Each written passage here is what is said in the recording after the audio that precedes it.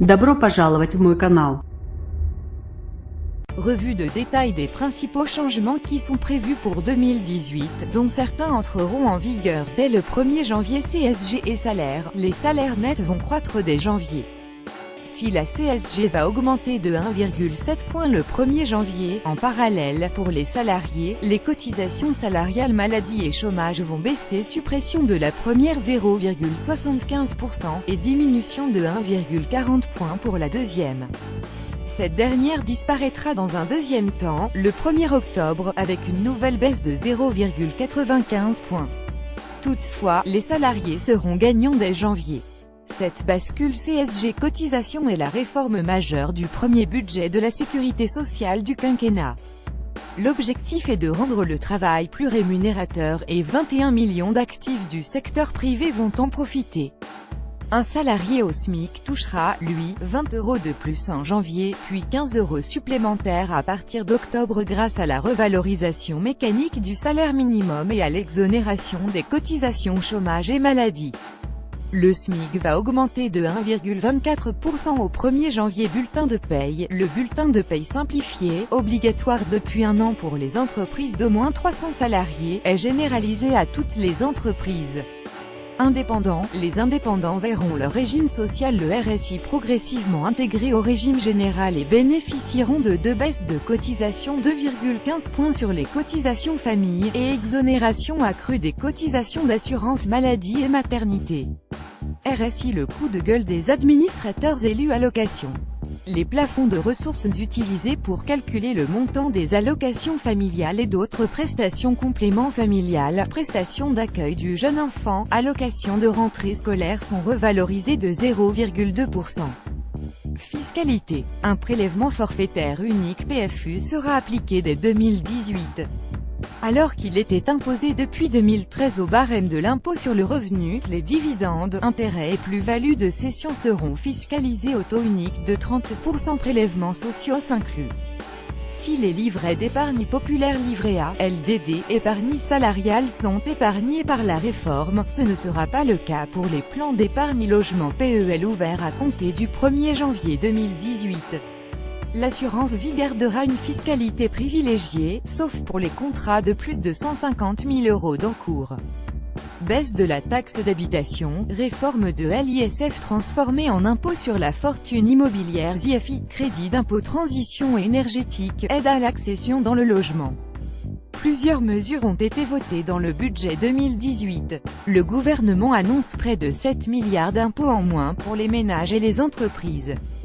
Vaccins. Après un vif débat de plusieurs mois, le passage de 3 à 11 vaccins obligatoires prendra effet le 1er janvier 2018 et le gouvernement espère qu'il permettra de restaurer la confiance dans la vaccination, s'ajoutent coqueluche, rougeolée au rayon I, rubéole, hépatite B, bactéries hémophiles, influenza E, pneumocoque et méningocoque C. Ils seront indispensables en collectivité crèche-école. La mesure concerne les enfants nés à partir du 1er janvier 2018. Vaccin. La contagion des anti-forfaits hospitaliers. Le forfait hospitalier augmente de 2 € pour passer à 20 € par jour, une dépense prise en charge par les complémentaires santé pour ceux qui en disposent.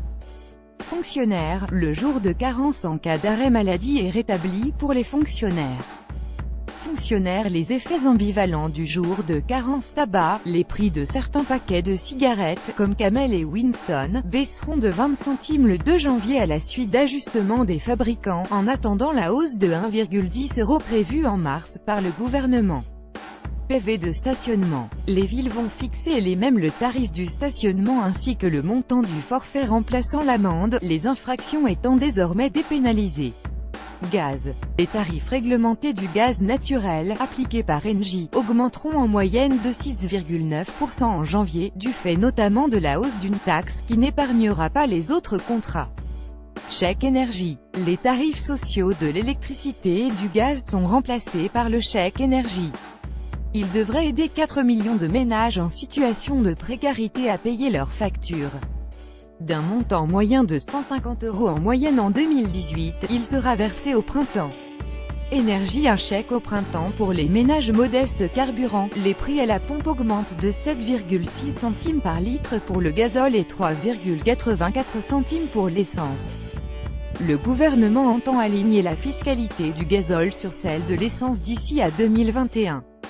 Le prix des carburants va fortement augmenter le 1er janvier. Prime à la casse, le gouvernement offre 1000 à 2000 € aux automobilistes vendant leurs vieilles voitures avant 1997 pour les modèles essence 2001 ou 2006 pour les diesels pour en acheter une récente. Cette prime à la conversion montera à 2500 € pour l'achat d'un modèle électrique. Objectif: sortir 100 000 véhicules polluants du parc en 2018. Plan mobilité pour les salariés. Les entreprises de plus de 100 personnes auront à présenter un plan de mobilité concernant leurs salariés. Objectif: favoriser les modes de déplacement doux, comme le vélo.